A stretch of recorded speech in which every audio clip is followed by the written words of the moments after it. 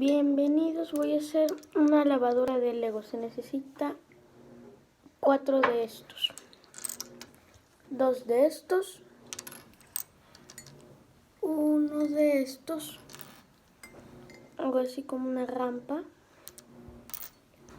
uno que no tenga una bolita como el siguiente,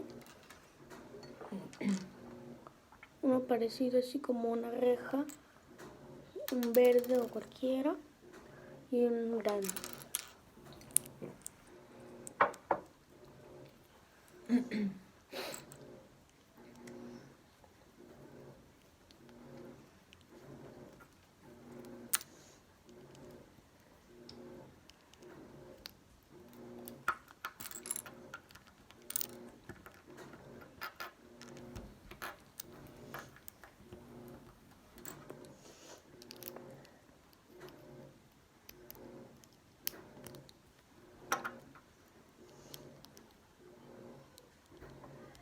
Y así quedó.